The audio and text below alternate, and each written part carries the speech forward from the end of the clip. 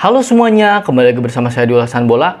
Di channel ini saya akan mengulas apapun tentang sepak bola. Kali ini saya akan mengulas tentang Persib Bandung yang lagi-lagi gagal meraih poin penuh di kandang sendiri. Ini merupakan torehan yang cukup aneh ya teman-teman, dan cukup mengejutkan gitu loh. Setelah bertahun-tahun lamanya Persib dikenal tim yang jago kandang, Persib yang perkasa di kandang, Persib yang ketika bermain di kandang membuat lawan grogi.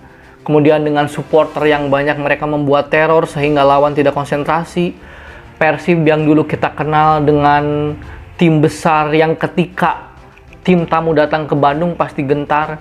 Jadi nampaknya di musim ini setidaknya di 4 pertandingan awal Persib bermain di Bandung itu sama sekali hilang. Sama sekali tidak ada magis-magisnya sama sekali. Tidak ada daya pressure, tidak ada daya teror dari supporter ke tim tamu. Begitupun ketika kita melihat para pemain, seperti ada yang kurang dalam diri mereka. Nampaknya semangat juang mereka juga seperti tidak biasanya. Kali ini ditahan imbang oleh Barito Putra 1-1, meskipun secara keseluruhan 90 menit Persib jauh lebih unggul dari possession ball, kemudian dari menciptakan peluang, dari segi peluang emas, peluang yang mengarah ke gawang Persib lebih unggul. Tapi itu tadi, lagi-lagi ketika lini Persib mulai membaik, belum baik ya teman-teman, tapi mulai membaik, sebaliknya lini depan mereka bermasalah gitu loh. Kemarin ketidakhadiran Cero Alves begitu sangat terasa ya teman-teman. David da Silva ini merupakan laga ke-6 dia tidak mencetak gol. Di laga pertama dan laga kedua dia mencetak 1 gol. Sudah 2 gol dia di musim ini. Tapi di 6 pertandingan terakhir dia tidak bisa mencetak gol sama sekali. Ini merupakan warning bagi David da Silva yang diekspektasi para bobotoh itu sangat tinggi. Sebaliknya Ciro Alves yang sedang on fire harus absen akibat tindakan yang menurut saya tidak perlu ya teman-teman. Jadi absen kalau tidak salah 2 pertandingan ya. Kemudian dengan skema yang ada, Coach Boyan Hodak menempatkan Ezra Walian di depannya. Ezra Walian bersama David da Silva, kemudian Beckham juga lebih dicondong disimpan di sebelah kanan. Rahmat Irianto menggantikan Putu Gede yang terkena akumulasi di bek kanan. Di tengah ada Deddy Kusnandar, ada Mark Locke, dan Levi Madinda bermain sebagai starter untuk pertama kalinya di musim ini. Nah, seperti yang saya bahas di video-video sebelumnya, Levi Madinda ini pemain yang bagus. Dia tenang, pergerakannya juga bagus, dia punya skill, dia punya visi, dan akurasi tendangannya juga bagus. Terbukti di gol pertama kan, gol Persib itu karena akurasi tendangannya sangat bagus juga. Dia punya visi. Nah, lagi-lagi saya harus katakan dan lagi-lagi saya cukup mengkritisi. Sebetulnya memang formasi di tengah Persib itu paling ideal ketika Mark Locke dan Rahmat Irianto ada di sana. Beckham ataupun Levi Madinda itu sama bagusnya. Tapi Mark Locke dan Rahmat Irianto menurut saya ini paket komplit yang nantinya akan membuat pembagian peran lini tengah Persib semakin jelas. Mungkin Coach Boyan Hodak pertimbangannya di kanan Putu Gede tidak ada. Dia tidak punya pesaing utama. Dia tidak punya pesaing yang kuat seperti Hene Herdiana. Dia digeser ke kanan. Memang di kanan dia bermain bagus, tapi di tengah saya gak melihat lini tengah Persib itu seperti apa ya, memiliki chemistry yang bagus gitu. Beberapa kali transisinya juga lambat. Ketika mendapatkan counter attack mereka seperti panik. Mark Locke yang sebetulnya bukan gelandang bertahan, di laga kemarin terlihat lebih bertahan. Itulah dampaknya ketika tidak ada Rahmat Irianto, Mark Locke yang sebetulnya tidak cocok sebagai gelandang bertahan, dia harus turun ke belakang menjadi orang pertama yang meminta bola, menjadi orang pertama yang menghalau serangan lawan. Gitu loh. Jadi saya sih cenderung lebih serak ketika Mark Locke itu menjadi gelandang tengah aja, dia menjadi pembagi bola aja yang mengatur ritme.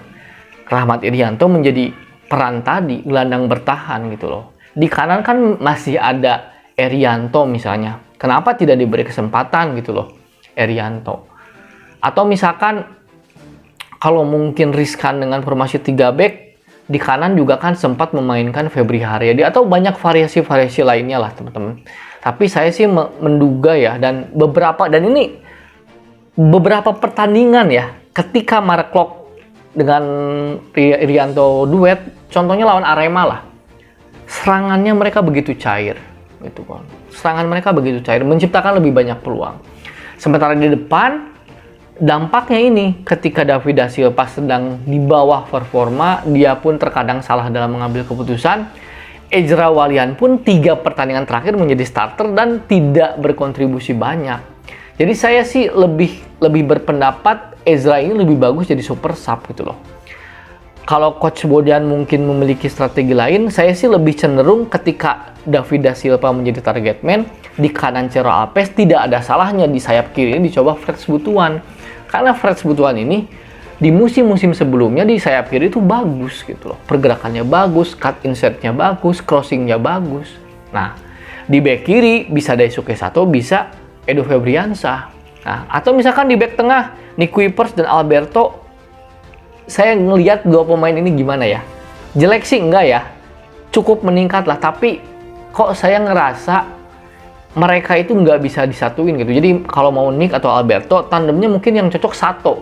Karena ketika satu back jangkung yang lambat, yang tidak punya kecepatan, tapi bagus dalam duel udara, harus diimbangi dengan satu back yang mungkin tidak terlalu tinggi, tapi punya mobilitas yang tinggi, punya kengototan yang luar biasa. Itu Daisuke Sato gitu. Tidak ada salahnya kan menduetkan Nick dengan Sato atau Alberto dengan Sato di kiri, biar Edo Febriansyah yang ofensif gitu. Jadi serangannya lebih soalnya kelihatan banget itu Ezra Walian ini kan bukan tipe pelari ya. Dia juga kondisi fisiknya seperti di menit 70 sudah menurun. Jadi saya sih berpendapat bahwa Ezra ini taruh di super sub aja gitu. Coba Freds yang di sayap kiri. Laga kemarin murni karena Persib tidak bisa memanfaatkan peluang aja gitu loh. Sebetulnya Persib bisa menang, tapi tadi finishingnya kurang. Terus juga saya punya pendapat lain juga, tidak ada sosok leadership gitu loh. Ketika Jupe sekarang jarang bermain, Victor jarang bermain, sosok leadernya hilang gitu loh. Karena apa? Di dalam sepak bola, bukan hanya taktikal, bukan hanya mental, bukan hanya fisik, tapi ada spirit gitu kan. Spirit ini harus ditopang dengan satu pemain yang memiliki leadership yang tinggi. Karena apa? Satu pemain yang memiliki jiwa leadership yang tinggi itu akan menularkan semangat itu ke pemain lainnya. Dia yang akan menghadapi wasit, dia yang akan menenangkan pemain-pemain yang emosi.